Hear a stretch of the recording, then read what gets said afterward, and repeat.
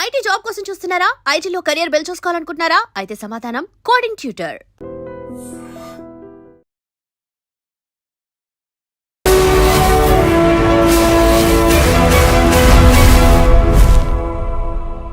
నమస్తే, welcome to I dream social spotlight with కవిత.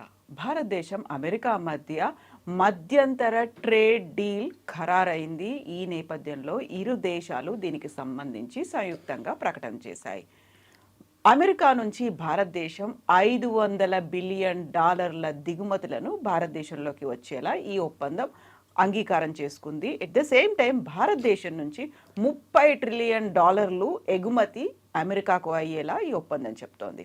యాక్చువల్గా ఎందుకని ట్రంప్ టారిఫ్లను పెంచాడు, మళ్ళీ తగ్గించాడు? ఈ తగ్గింపు వెనకాల ఉన్నటువంటి మర్మం ఏంటి? మనతో పాటుగా ఉన్నారు global economist professor doctor Ravinder Raina గారు. హలో అండి, నమస్తే. నమస్తే అండి కవిత గారు. సో మనం ట్రంప్ ప్రతిసారి టారిఫ్లు తీసుకొచ్చినప్పుడల్లా జరగబోయే నష్టాన్ని గురించి ఎలా అయితే మాట్లాడుకున్నామో, ఈసారి టారిఫ్ తగ్గింది అనుకున్నప్పుడు ఇంత లాభం కలుగుతోంది అనుకుంటే, యాక్చువల్గా గతంలో బైడెన్ కాలంలో చూస్తే అది 3.3%, 4% మాత్రమే ఉండేది. దాన్ని అమాంతంగా పెంచి ఇప్పుడు మళ్ళీ తగ్గిస్తే 18% అంటే ఉన్నదానికంటే 15% ఎక్కువే కదా అనేటువంటి వాదన ఉంది కదా. దీంతో లాభం ఏం జరుగుతుందంటారు? ఈ మధ్య కాలంలో కవిత గారు దాదాపు ఒక 1 ఇయర్ నుండి చాలా ఇంట్రెస్టింగ్ డెవలప్మెంట్స్ గ్లోబల్ ట్రేడ్లో ఒక సైడు, జియో పాలిటిక్స్లో ఒక సైడు ఈ రకమైన డెవలప్మెంట్ జరుపుకుంటూ వచ్చాయి. ముఖ్యంగా అమెరికాకు ఇండియాకు మధ్యన, అమెరికాకు రెస్ట్ ఆఫ్ ద వరల్డ్ చాలా జరిగాయి. అది మనము దానికంటే అమెరికాకు ఇండియాకు ఎట్లాంటి ఇంట్రెస్టింగ్ డెవలప్మెంట్ జరిగాయి అనేది చూద్దాం. ఫస్ట్ థింగ్ ఏంటంటే, ట్రంప్ అడ్మినిస్ట్రేషన్లోకి వచ్చిన తర్వాత సెకండ్ టైం 20th జనవరి 2025, 1 year, just little bit more than 1 year back.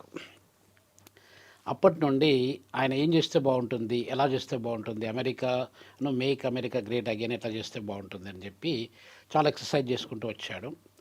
ఆ ఎక్సర్సైజ్లో భాగంగా 13th ఫిబ్రవరి 2025లో ఫ్రీ ట్రేడ్ మీద ఎట్లా సుంకాలు పెంచాలా, తగ్గించాలా, ఏం చేస్తే మనకు లాభం జరుగుతుంది, అంటే అమెరికాకి లాభం జరుగుతుంది అనేది ఎక్సర్సైజ్ స్టార్ట్ చేశారు. అంటే ఆయన జస్ట్ ఒక 2 వీక్స్లో, ఆయన అడ్మినిస్ట్రేషన్లోకి వచ్చినాక 2.5 వీక్స్, 3 వీక్స్ లోపల ఎక్సర్సైజ్ జరిగి ఆ ఎక్సర్సైజ్కి ఒక కండిషన్ పెట్టాడనమాట.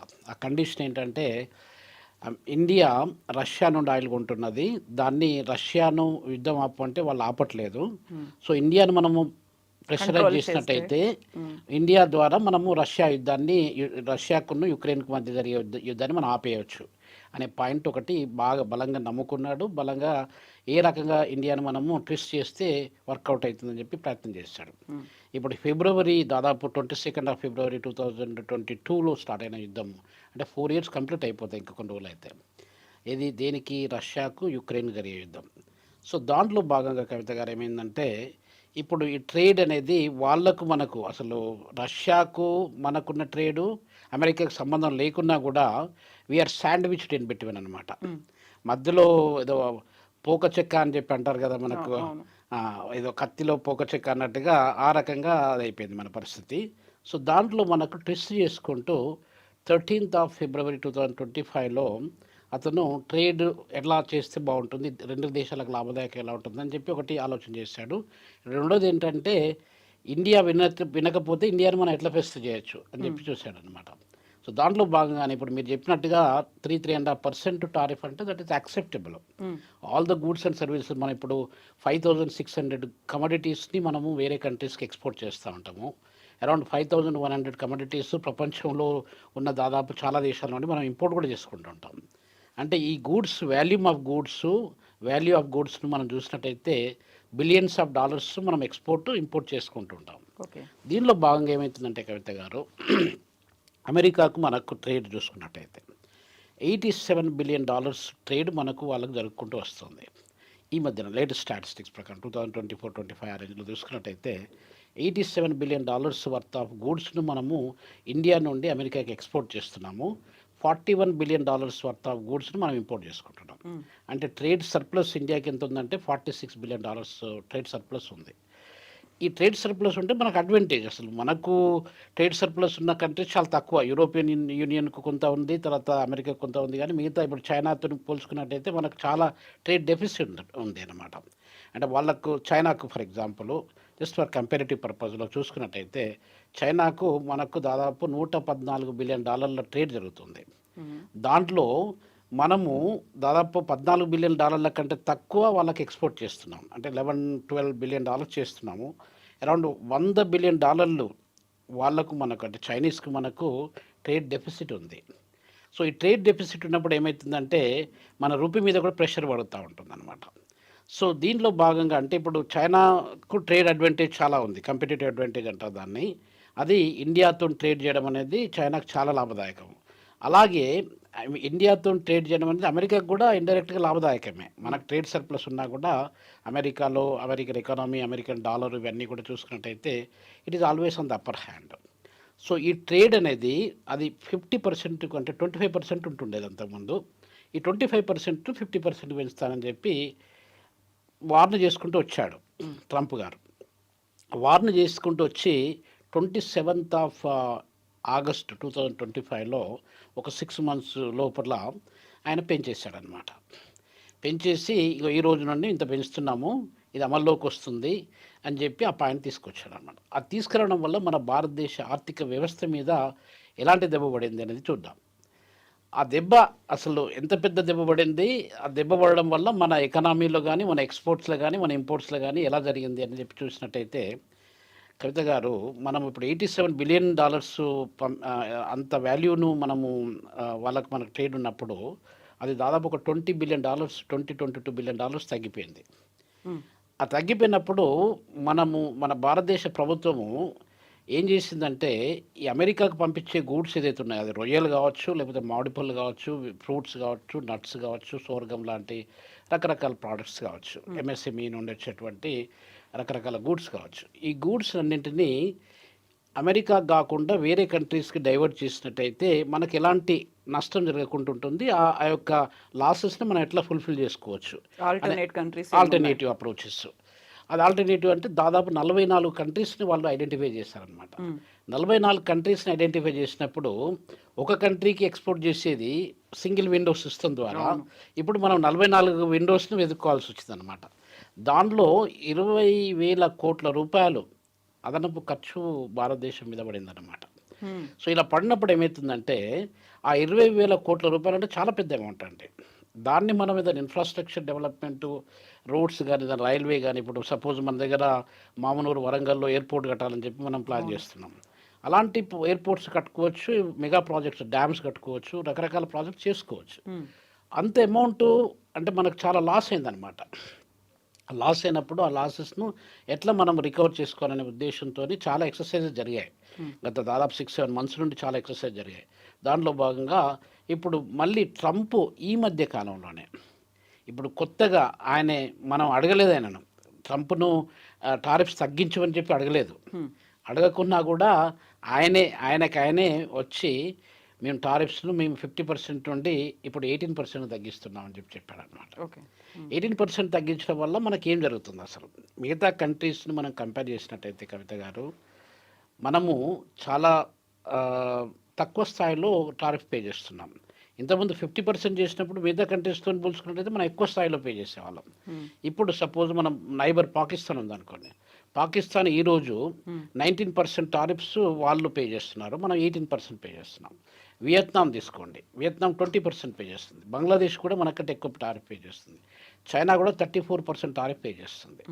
సో మిగతా ఏషియన్ కంట్రీస్లో చూసుకున్నట్టయితే ఏషియన్ కంట్రీస్ పే చేసే టారిఫ్ల కంటే భారతదేశం తక్కువ టారిఫ్ పే చేస్తుంది. నా క్వశ్చన్ కమ్స్ హియర్, ఇప్పుడు ఈ పరిస్థితులలో టారిఫ్ ఎందుకు తగ్గించాడు అని మనం చూసుకున్నట్టయితే కవిత గారు, ఈ యూరోపియన్ యూనియన్ ఏదైతే ఉందో 27 కంట్రీస్ యూరోపియన్ యూనియన్ మన భారతదేశానికి వచ్చారు వాళ్ళు. 26th mother of all trade deals గా దాన్ని చూసాం మనం. అవును, మదర్ ఆఫ్ ఆల్ ట్రేడ్ అని చెప్పి మనకు ఆమె ఉర్సులా వండర్ లాయల్ అని చెప్పి ఆమెను, తర్వాత ఆంటోనియో కోస్టా, వీళ్ళిద్దరు కూడా చాలా కీ పొజిషన్. ఆంటోనియో కోస్టా ఏమో యూరోపియన్ యూనియన్ కౌన్సిల్కి ప్రెసిడెంట్గా ఉన్నాడు, ఈమె యూరోపియన్ కమిషన్కి ఈమె ప్రెసిడెంట్గా ఉందన్నమాట. వాళ్ళిద్దరు కూడా మన చీఫ్ గెస్ట్గా వచ్చారనమాట మన ఇండియాకి. చీఫ్ గెస్ట్కి వచ్చేసి ఏమైందంటే వాళ్ళు ఈ ట్రేడ్ డీల్స్ యూరోప్కు ఇండియాకు ట్రేడ్ డీల్స్ ఒక ఒక పర్టికులర్ డైరెక్షన్లో దాన్ని మూవ్ చేద్దామని చెప్పి తీసుకొచ్చారనమాట. ఈ ట్రేడ్ డీల్స్ అనేది దాదాపు మనకు 18 ఇయర్స్ నుండి జరుపుకుంటూ వస్తున్నాయి. 2007 నుండి జరుపుకుంటూ వస్తున్నాయి. 2013లో 2018లో కూడా మనము we are about to finalise those trade deals. EFT అంటారు దాన్ని. ఈఎఫ్టీ అంటే అది ఫ్రీ ట్రేడ్ అగ్రిమెంట్స్ అనమాట. ఎఫ్టీఏ ఫ్రీ ట్రేడ్ అగ్రిమెంట్స్ చేసుకోవాల్సిందనమాట. అది జరగకుండా ఇప్పుడే జరిగింది. ఎందుకు జరిగిందనంటే ఇదంతా పొలిటికల్ కైండ్ ఆఫ్ స్ట్రాటజీస్ అనమాట. ఇప్పుడు ట్రంప్ గారు డెన్మార్క్ లో భాగంగా ఉన్న గ్రీన్లాండ్ను ఆక్రమించుకోవడానికి ఆయన గ్రీన్లాండ్ మాదే అని చెప్పి అది ఒకటి స్ట్రాటజిక్గా చేస్తున్నాడు. డెన్మార్క్ ఎక్కడిది? యూరోపియన్ యూనియన్లో భాగం అనమాట. ఇది ఉన్నప్పుడు ఏం చేస్తుంది, యూరోప్ కూడా ఇండియాకు కానీ చైనాకు కానీ దగ్గర అయ్యి రష్యాకు కూడా దగ్గర అయినట్టయితే ట్రంప్కు ఒక ఐసోలేట్ చేసినట్టు అయిపోతుంది. సో ఇది స్ట్రాటజిక్గా వాళ్ళు మనతో ట్రేడ్ డీల్ చేయడం వల్ల ఈ మధ్యకాలం ఒక 2 వీక్స్ లోపల ఇన్ని ఇంట్రెస్టింగ్ డెవలప్మెంట్ జరుపుకుంటూ వచ్చాయి. ఒకవేళ యూరోపు ఇండియా రెండు దగ్గరైనట్టయితే అమెరికా పరిస్థితి ఏంటి, అమెరికా ఫ్యూచర్ ఏంటి అని చెప్పి ఆలోచన చేసుకొని ఇప్పుడు వాళ్ళు మన దగ్గరికి వచ్చి చలో మీకు తగ్గిస్తున్నాం టారిఫ్స్ అనే పాయింట్ తీసుకొచ్చారనమాట. ఇది జరిగింది అసలు. సో రెసిప్రోకల్గా అంటే వాళ్ళు తగ్గిస్తున్నారు, మనం కూడా వాళ్ళ ప్రొడక్ట్స్ మీద మనము తగ్గిస్తున్నాము అనుకున్నప్పుడు మనం అంత గొప్పగా దాన్ని ఎందుకు చెప్పుకోవట్లేదు ట్రంప్ చెప్పినంతగా? అండ్ మనం కూడా ఒక మంచి మిత్రుడు అనేటువంటి మోదీ ఒక ట్వీట్ అయితే చేశారు కదా. సో బెనిఫిట్ అనేది ఎవరికి ఎక్కువ ఉంటుంది, ఎవరు దాన్ని లాస్ అవుతున్నారు అనే దాంతో పాటుగా ఎవరికి బెండ్ అయ్యారు అనేది ఇప్పుడు మన దగ్గర ఉండేటువంటి పొలిటికల్ వీటన్నిటిలో చూస్తూ ఉంటే ఇప్పుడు మోదీ బెండ్ అయ్యాడు అనే ఒక మాట, ఎప్స్టీన్ ఫైల్స్లో మోదీ పేరు కూడా వచ్చింది కాబట్టి ట్రంప్ ముందు సాగిల పడుతున్నాడు అనేది. రైట్. ఈ డెవలప్మెంట్స్ ఇప్పుడు గ్లోబల్ పాలిటిక్స్లో ఎలా ఉంటుందంటే nobody is a friend, nobody is enemy. So అది ఎస్టాబ్లిష్డ్ ఫ్యాక్టు. మనం హిస్టారికల్గా 2-3 వేల సంవత్సరాలను తీసుకున్నా కూడా పొలిటీషియన్స్లో కానీ మామూలుగా కింగ్స్ అట్లా వ్యాజల్ కింగ్స్లో చూసుకున్నా కూడా ఇట్లాంటి రిలేషన్షిప్స్ అక్కడిక్కడ డివేట్ అవ్వకుండా వచ్చింది. అమెరికాకు అది ఇండివిజువల్గా చూసుకున్నట్టయితే ట్రంప్ గారికి కానీ మోడీ గారికి కానీ relationships always fluctuating over a period of time. ఈ 1 ఇయర్ కింద కాకుండా ఇంతకుముందు అడ్మినిస్ట్రేషన్ తీసుకున్నా కూడా వీ కెన్ సీ దట్ అనమాట. అయితే ఇప్పుడు పాయింట్ ఎక్కడ వస్తుందంటే మనము మనకంటే ఎక్కువ వాళ్ళు ఎందుకు ఎంఫసైజ్ చేస్తున్నారు, ఎందుకు ఎక్కువ హైలైట్ చేసుకుంటూ వస్తున్నారు అనేది ఇంట్రెస్టింగ్ క్వశ్చన్. దాంట్లో వాళ్ళకి ఇప్పుడు వాళ్ళే పెంచారు. అసలు మనం పెంచమని చెప్పి మనమైతే అడగలం కదా, వాళ్ళే పెంచారు. వాళ్ళు ఇప్పుడున్న ఈ యూరోపియన్ ట్రేడ్కు ఇండియా ట్రేడ్కు అది ఫ్రీ ట్రేడ్ అగ్రిమెంట్ అయితే జరుగుతుందో ఆ ఫ్రీ ట్రేడ్ అగ్రిమెంట్ జరగడం వల్ల చాలా రకాల కమోడిటీస్ మన దగ్గర ఆటోమొబైల్స్ కావచ్చు, లేకపోతే లిక్కర్ బాటిల్స్ కావచ్చు, రకరకాల ట్రేడ్ ఆస్పెక్ట్లో చూసుకున్నట్టయితే వాళ్ళు 110% ఇంపోర్ట్ చేసేది 100% టారిఫ్స్ తీసేసినట్టయితే ఓన్లీ 10%తోనే మనము we could import lot of things అనమాట. సో ఇట్లాంటి జరిగినప్పుడు అమెరికా కాస్ట్ బెనిఫిట్ అనాలిసిస్ చూసింది అక్కడ. కాస్ట్ బెనిఫిట్ ఒకవేళ యూరోప్ అనేది World War II నుండి ఇప్పటి వరకు ఫ్రాన్స్ కావచ్చు, అది జర్మనీ కావచ్చు, ఇటలీ కావచ్చు, ఈ స్వీడన్ కావచ్చు, ఇవన్నీ కూడా దేశాలు అమెరికాకు తానే అంటే తందానే అనుకుంటూ వచ్చాయన్నమాట. అలా ఉన్నప్పుడు Europe is a strong alliance, తర్వాత అది ట్రస్టబుల్ అలయన్స్. ఈ అలయన్స్ అనేది అమెరికా ఇప్పుడు లేదు, అది గ్రీన్లాండ్ మాది అని అనడం వల్ల then they are trying to shake అనమాట. షేక్ అయినప్పుడు మనము India is rising, India is the 4th largest economy in the world. ఇలాంటి సందర్భంలో ఇండియాకు దగ్గరైనట్టయితే ట్రంప్ రియాక్షన్ ఎలా ఉంటుంది? ట్రంప్ రియాక్షన్ ఎలా ఉన్నా కూడా పాజిటివ్ ఉన్నా నెగిటివ్ ఉన్నా మాకు అవసరం లేదు, మాకు ఇండియాకు ట్రేడ్ అవసరము. ఆ ట్రేడ్ ఇంక్రీజ్ చేయడం వల్ల మాకు లాభం అవుతుంది, ఇండియా కూడా లాభం అవుతుంది. మన దగ్గర హ్యూమన్ రిసోర్సెస్ చాలా ఉన్నారు, అన్ఎంప్లాయిడ్ పీపుల్ చాలా ఉన్నారు. అన్ఎంప్లాయిడ్ పీపుల్ కావచ్చు, వాళ్ళు చదువుకునే విద్యార్థులు కావచ్చు, వీళ్ళందరికీ కూడా చాలా రకాలుగా లాభాలు జరగడానికి ఆస్కారం ఉంది. అయితే ఈ ట్రెండ్ జరిగినప్పుడు ట్రంప్ గారే స్వయంగా వచ్చి మేము తగ్గిస్తున్నామని చెప్పి తగ్గించాడు. తగ్గించింది మనం దాన్ని గొప్పగా ఎందుకు చెప్పుకుంటాము? వాళ్ళు పెంచేశారు, వాళ్ళే తగ్గించుకున్నారు. వాళ్ళ ఇన్వాల్వ్మెంట్ ఏం లేదు అక్కడ. వీఆర్ జస్ట్ మనం ఒక మామూలు ఒక ప్రేక్షకుల్లాగా ప్రేక్షక పాత్ర పోషిస్తున్నాం అనమాట. అలాంటప్పుడు మనం గొప్పగా చెప్పుకునేది ఏం లేదు అక్కడ పాయింట్. ఒకవేళ అది తగ్గించడం వల్ల మనకు ఎట్లాంటి లాభాలు జరుగుతాయి అంటే మన వాణిజ్యపరంగా కానీ లేకపోతే ఇంటర్నేషనల్ ట్రేడ్లో ఎట్లాంటి లాభాలు జరుగుతాయి అన్నది రెండో విషయం. మీరు ఒక పాయింట్ చెప్పారు, $500 బిలియన్ వర్త్ ఆఫ్ గూడ్స్ మనం అమెరికా నుండి ఇంపోర్ట్ చేసుకోవడానికి అదొక ప్యాక్ట్ అనమాట, ఒక కంప్రహెన్సివ్ ట్రేడ్ ఫ్రేమ్వర్క్ అగ్రిమెంట్ అనమాట అది. సో దాంట్లో ఏం జరుగుతుందంటే కవిత గారు, ఇప్పుడు $500 బిలియన్ అంటే వేరే ప్రపంచంలో ఏ దేశానికి కూడా అంత పెద్ద మొత్తంలో ట్రేడ్ ఇండియాతో జరగలేదు ఇప్పటివరకు. ఇప్పుడు మనం మొత్తం ఫారిన్ కరెన్సీ రిజర్వ్స్ని చూసుకున్నట్టయితే ఆ ఫారిన్ కరెన్సీ రిజర్వ్స్ ఈ మధ్యకాలం జస్ట్ ఎస్టర్డే దాదాపు 723-724 బిలియన్ల డాలర్ల వరకు మనం రీచ్ అయింది. That is the highest ever. ఇంతవరకు మనము ఇప్పుడున్న చరిత్రలో మనం దాదాపు 77 అది ఏమంటారు 26 జనవరి మొన్ననే జరుపుకున్నాం రిపబ్లిక్ డే. అది కాకుండా దాదాపు 80 సంవత్సరాల దగ్గరకు వస్తుంది మనకు స్వతంత్రం వచ్చి నెక్స్ట్ ఇయర్. 80 సంవత్సరాల హిస్టరీని భారతదేశ ట్రేడ్ చరిత్రను తీసుకున్నట్టయితే 723 బిలియన్ల డాలర్లు అనేది మనకు ఎప్పుడు ఫారిన్ ఎక్స్చేంజ్ రిజర్వ్స్ అంత స్థాయిలోకి రాలేదు. ఇప్పుడు అంటే ఈ యొక్క ట్రేడ్ యొక్క డిఫరెన్సెస్ అమెరికాకు మనకు రావడం వల్ల చాలా వరకు ట్రేడ్ డిప్ అయిపోయింది. ఫారిన్ డైరెక్ట్ ఇన్వెస్ట్మెంట్స్ డిప్ అయిపోయినాయి, ఫారిన్ పోర్ట్ఫోలియో ఇన్వెస్ట్మెంట్స్ కూడా డిప్ అయిపోయినాయి. ఈ డిప్ అయిపోయినప్పుడు ఏమవుతుందంటే ప్రెషర్ ఆన్ ఇండియన్ రూపీ పడిపోయింది. ఇప్పుడు మీరు చూసినట్టయితే గత 1 ఇయర్ నుండి కవిత గారు ఇండియన్ రూపీ వాల్యూ అనేది చాలా తగ్గిపోయింది అనమాట. ఆల్మోస్ట్ ఒక 100 రూపీస్కి పెరిగింది డాలర్తో రూపాయి మారకం విలువ అనేది.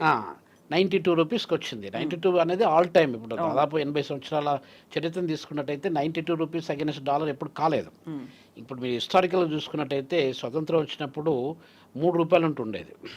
3 రూపాయలు అనేది ఒక డాలర్కు 3 రూపాయలు పోయి 1966లో వరకు కూడా 3-4 రూపాయలు ఉంటుండేది అనమాట. 4 రూపాయలు 1966లో ఉన్నది 66లో డివాల్యుయేట్ చేసాం మన కరెన్సీని అఫీషియల్గా డివాల్యుయేట్ చేసాం అనమాట. డివాల్యుయేట్ చేయడం వల్ల 7 రూపీస్ అయింది. $1కు 4 రూపీస్ పోయి 7 రూపీస్ అయింది. 1991లో మన పివి నరసింహారావు గవర్నమెంట్లో ఆయన ఎల్పిజి రిఫార్మ్స్ తీసుకొచ్చారు. Liberalisation, privatisation, globalisation. ఈ రిఫార్మ్ తీసుకొచ్చినప్పుడు అప్పుడు కూడా డివాల్యుయేట్ చేశారు. అప్పుడు 18 రూపీస్ ఉంది. నేను master degree MA economics final year చేస్తున్నాను ఉస్మానియా యూనివర్సిటీలో, అప్పుడు డిపార్ట్మెంట్ ఆఫ్ ఎకనామిక్స్ ఆర్ట్స్ కాలేజ్లో.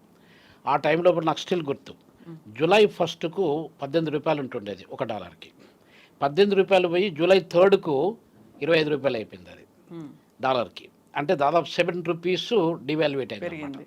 సో ఈ డివాల్యుయేట్ అయ్యి ఇప్పుడు నేను ఇండియా 1997లో బయటికి వెళ్ళినప్పుడు, ఫారిన్ కంట్రీకి ఉద్యోగం రీత్యా వెళ్ళినప్పుడు 28-29 ఇయర్స్ బ్యాక్, అప్పుడు డాలర్ రేట్ ఎంత అంటే 34 రూపాయలు 35 రూపాయలు ఉంటుండేది.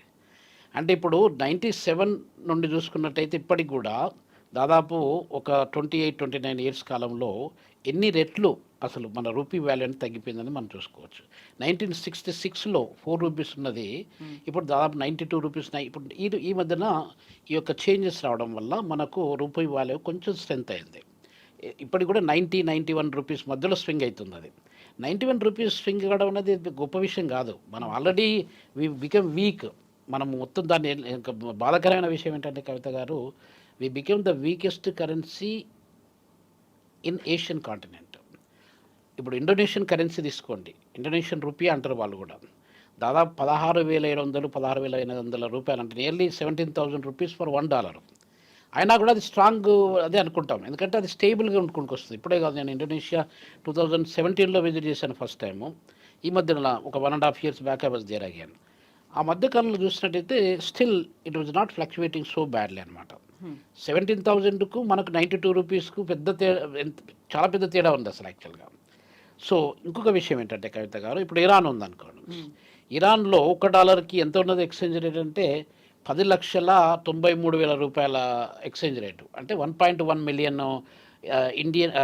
ఇరానియన్ రియాల్స్ అంటారు అక్కడ. ఇరానియన్ రియాల్స్ అంత ఉంది $1కి. మనం 92 ఉన్నట్టయితే మనం 85 ఉంటుండేది అసలు యాక్చువల్గా. 1 year బ్యాక్ మనం చూసుకున్నట్టయితే 85-86 మధ్యలో ఉంటుండేది. అది మనం ఒక $6 పెరిగింది అసలు. $6 పెరిగిన దాన్ని దాదాపు ఒక around 8% we lost the value అనమాట. ఆ వాల్యూ లాస్ట్ అయినప్పుడు మనం వీకెస్ట్ కరెన్సీ అంటున్నాం, one of the weakest currencies in the world అంటున్నాం. అది ఇలాంటి కంట్రీస్ని కంపేర్ చేసినట్టయితే మనది వీక్ కాకపోవచ్చు, మనం రియల్ టర్మ్లో చూసుకున్నట్టయితే వీక్ కాకపోవచ్చు. కాకపోతే ఈ ప్రెషర్స్ అనేది ఎక్కడ పడ్డాయంటే మన మీద, ఈ ట్రంప్ గారి యొక్క టారిఫ్స్ 50% టారిఫ్ పెంచడం కానివ్వండి, ఫారిన్ డైరెక్ట్ ఇన్వెస్ట్మెంట్స్ తగ్గడం కానివ్వండి, ఇట్లాంటి విషయాలలో మన యొక్క ఫారిన్ రెమిటెన్స్ మనీ కూడా తగ్గిపోయింది కొంతవరకు. తగ్గడం వల్ల చాలా వరకు మనకు ప్రెషర్స్ పెరిగాయి అన్నమాట. ప్రెషర్ పెరిగి మన యొక్క ఎకానమీ మీద ఇండైరెక్ట్గా చాలా ఇంపాక్ట్ పడింది. సో ఇప్పుడు అవి కొంచెం అది రిలాక్స్ కావడానికి ఆస్కారం ఉంది 18% వల్ల. సో 18% అనేది ఇట్స్ ఎ బూమ్. అది ఇంకొకటి మీరు చెప్పినట్టుగా కవిత గారు, $30 ట్రిలియన్ అనేది అసలు అది ఇట్స్ మనం ఎగుమతి చేసుకోవచ్చు వాళ్ళకి. ఇప్పుడు మన దగ్గర ఎంఎస్ఎంఈస్ ఉన్నాయనుకోండి, మన దగ్గర దాదాపు 106 మిలియన్ ఎంఎస్ఎంఈస్ ఉన్నాయండి. 106 మిలియన్ ఎంఎస్ఎంఈస్ అంటే దాదాపు పాపులేషన్ ఆఫ్ జర్మనీ 80 మిలియన్ కూడా లేదు. Population of South Africa is only about 63 millions. Population of France కూడా మనకి అరౌండ్ అబౌట్ 67-68 మిలియన్స్ ఉన్నారు. అంటే ఈ దేశాల పాపులేషన్ కంటే ఎక్కువగా మన దగ్గర ఉన్న MSMEs, micro small medium enterprises numbers ఎక్కువ ఉన్నాయి. ఈ ఎంఎస్ఎంఈస్ ఏదైతే ఉన్నాయో వాటికి చాలా పెద్ద మొత్తంలో అవకాశాలు రావడానికి చాలా ఉన్నాయి. చాలా ఎంఎస్ఎంఈస్ మన దగ్గర సఫర్ అవుతున్నాయి. వాళ్ళకి ప్రాపర్ ఎక్స్పోర్ట్ లేక, ప్రాపర్ మార్కెటింగ్ మెకానిజం లేక, ప్రొడక్షన్ స్ట్రాటజీస్ లేక, టెక్నాలజీ లేక, ఇలా చాలామంది చాలా ఫార్మ్స్ మూతపడ్డాయి కూడా. ఇప్పుడు ఈ యొక్క ట్రేడ్ డీల్ వల్ల, అంటే అమెరికాకు మనకు ట్రేడ్ డీల్ వల్ల ఇవన్నీ ఓపెన్ అప్ అయిపోయి గ్రో కావడానికి చాలా ఆస్కారం. 30 ట్రిలియన్లు అంటే ఆలోచించండి. ఇప్పుడు మన టార్గెట్ ఏంటి? 2047 వికసిత్ భారత్ అని చెప్పి మనం అనుకుంటున్నాం. ఈ మధ్యకాలంలో దాదాపు 3-4 ఇయర్స్ నుండి వికసిత్ భారత్ అంటే ఏంటి? భారతదేశాన్ని ఒక అభివృద్ధి చెందిన దేశం నుండి అభివృద్ధి చెందిన దేశంగా మార్చడం అనమాట. రూపురేఖలన్నింటినీ మార్చడం, ఫ్లరిష్ అవుతుంది అని, ఫ్లరిష్ కావడం. దానికి ఎంత టార్గెట్ మనకు? ఇప్పుడు బహుశా మనకు ప్రస్తుతం $2,200 పర్ క్యాపిటల్ ఇన్కమ్ ఉందండి. $2,200 పర్ క్యాపిటల్ ఇన్కమ్ అంటే we're just as good as Malawi, one of the poorest countries in African continent, Zimbabwe, Burkina Faso, Sudan, తర్వాత బురుండి, ఇట్లాంటి దేశాలు. బురుండి అనేది $500, సౌత్ సుడాన్లో అయితే $500 పర్ క్యాపిటల్ ఇన్కమ్ కూడా లేదు. అంటే ఈ లో ఇన్కమ్ కంట్రీస్ కింద ఆ గ్రూప్లోనే మనం కూర్చుంటున్నాం. దాన్ని మనము ఈ $2,200 పర్ క్యాపిటల్ ఇన్కమ్ నుండి కనీసము 15,000 నుండి $20,000 పర్ క్యాపిటల్ ఇన్కమ్ మనం చేంజ్ చేయాలి. అది చేంజ్ చేయాలంటే మన నేషనల్ ఇన్కమ్, అది ఇప్పుడు జీడిపి ఎంత ఉంది మన దగ్గర? దాదాపు అరౌండ్ $4.2 ట్రిలియన్ మాత్రమే ఉంది. మనము దాదాపు 30 ట్రిలియన్స్ వరకు, 25-30 ట్రిలియన్ వరకు పెంచాలి. అలా పెంచినప్పుడు మాత్రమే మనకి ఇవన్నీ సాధ్యమవుతాయి అన్నమాట. లేకపోతే ఒక రోజులో జరిగే విషయం కాదండి ఇది. అంతా Rome is not built in 1 night అన్నట్టు, London is not built in 1 night, Hyderabad is also not built in 1 night. ఇదంతా చేయడానికి మనకు ఎంత టైం ఉంది? ఇంకా అరౌండ్ 21 ఇయర్స్ టైం ఉంది. ఈ 21 ఇయర్స్ లోపల మనం సాధ్యం అవుతుందా కాదా అని మనం పరిశీలన చేసినట్టయితే కవిత గారు, ఇట్లాంటి ఆపర్చునిటీస్ ఏదైతే వస్తున్నాయి ఇవన్నీ షాకింగ్ ఆపర్చునిటీ. ఇది $30 ట్రిలియన్ వాళ్ళ దగ్గర నుండి మనం $500 బిలియన్ తీసుకున్నాం. దట్స్ ఓకే, విదిన్ $1 ట్రిలియన్ లోపల ఉన్నాం మనం. అది మనం $13 ట్రిలియన్ మనం ఎక్స్పోర్ట్ చేసే అవకాశం ఉంది అని అంటే it takes longer time. But Trump పోయిన తర్వాత ఎలా ఉంటుంది పరిస్థితి? ట్రంప్కు మళ్ళీ ఆలోచనలో మార్పు వచ్చి, లేదు ఇండియా నా పేరు వింటలేదు, నేను ఏదో ఫేవర్ చేయడానికి ప్రయత్నం చేస్తాను, వాళ్ళు అడగకున్నా కూడా ఈ ఫేవర్ చేస్తే వాళ్ళు కనీసము Trump is becoming my friend again అని చెప్పి అనుకొని వాళ్ళు కొంచెం ఫేవర్ చేస్తారేమో అని చెప్పి చేశాను. ఇండియా రిమైన్ ద సేమ్ కాబట్టి నేను మళ్ళీ విత్డ్రా చేసుకున్నాను అంటే మనం చెప్పలేము అది. ఎందుకంటే మనం $3 ట్రిలియన్ చేయడానికే వీఆర్ సఫర్డ్ ఎ లాట్. ఇప్పుడు 10-15 సంవత్సరాల కిందట we didn't even have $1 trillion economy. ఈ మధ్యకాలం 2000-2001 నుండి ఒక 4-5 ఇయర్స్ లోపలనే మనం we rise to that level. అంటే దాన్ని ఏమంటారు, జపాన్ కూడా సర్పాస్ అయిపోయినాం. Japan become the number 2 economy in the whole world. 1960స్లోనే నెంబర్ 2 అయింది. 60s నుండి దాదాపు 90s వరకు ఇట్ వాజ్ నెంబర్ 2. 90s 2000-2010 ఆ రేంజ్లోనే చైనా బికేమ్ నెంబర్ 2. సో ఇలా చూసుకున్న ఎకనామిక్ ఆర్డర్స్, ఎకనామిక్ స్ట్రక్చర్స్ ఎలా చేంజ్ అవ్వకుండా వచ్చాయంటే చాలా ర్యాపిడ్గా, ఇంట్రెస్టింగ్గా చేంజ్ అవ్వకుండా వచ్చాయి. ఇలా చేంజ్ అయినటువంటి దాన్ని ఇప్పుడు మనకి అవకాశం ఇలా కంటిన్యూ అయినట్టయితే ఇండియా డెఫినెట్లీ బికమ్ అది వికసిత్ భారత్లో భాగంగా డెవలప్డ్ కంట్రీ అనేది కావడానికి చాలా చాలా అవకాశం ఉందండి.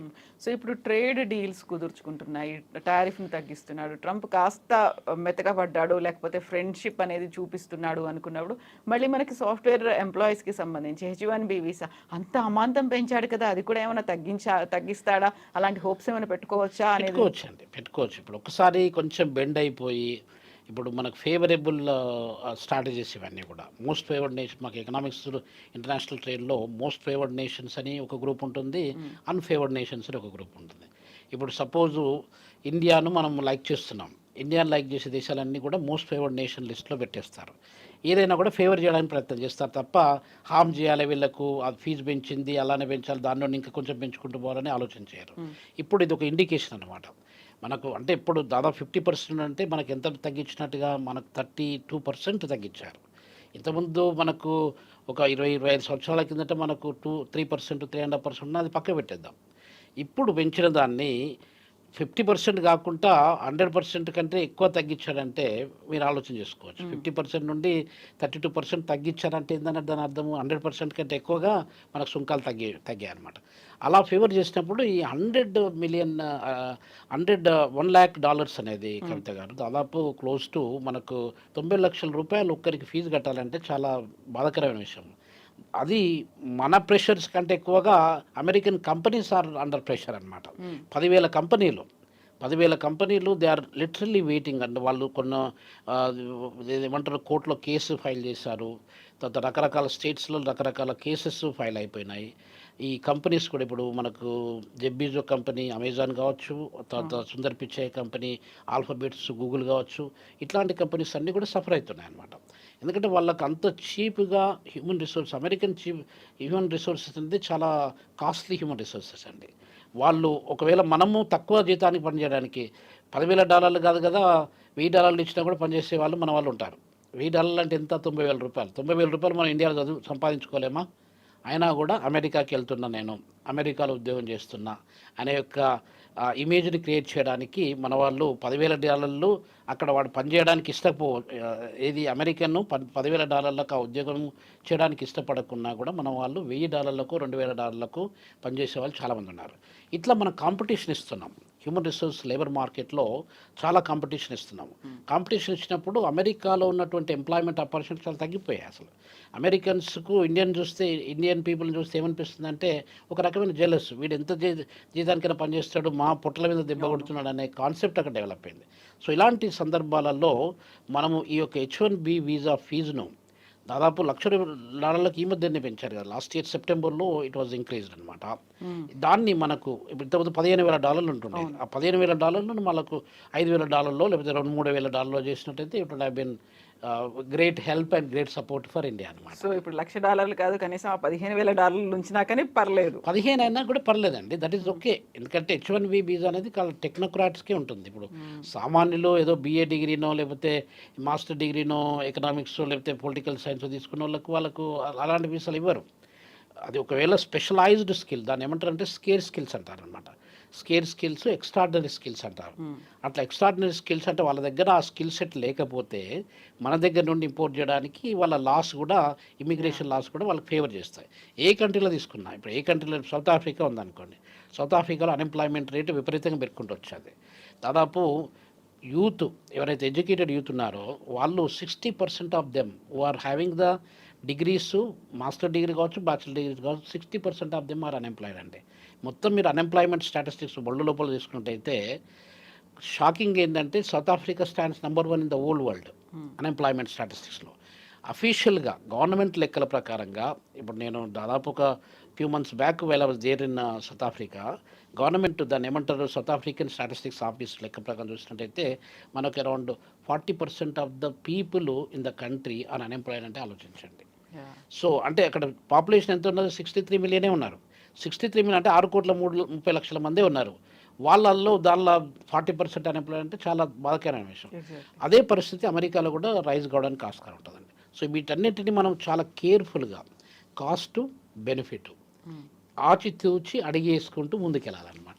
అలా చేసినట్టయితేనే వర్కౌట్ అవుతుంది. లేకపోతే ట్రంప్కి రాత్రి కల వచ్చి మోడంటే నాకు నచ్చట్లేదు అని చెప్పడం అంటే ఇట్ డజంట్ వర్క్ అండి. దాన్ని చాలా కేర్ఫుల్గా మనం ట్యాకిల్ చేయాలి. ప్రతి ఒక్క స్టెప్ కూడా కవిత గారు ఏమవుతుందంటే every step that we take forward దాంట్లో నెగటివిటీ ఉంటుంది, పాజిటివిటీ ఉంటుంది. Positive effect, negative effect. అది నెగటివ్ ఎంత తక్కువ ఉంటుంది, పాజిటివ్ ఎంత ఎక్కువ ఉంటుందని చూసుకొని మనము ముందడుగు వేయడం అనేది మంచిదన్నమాట. Thank you so much Ravinder. Thank you అండి. నమస్తే.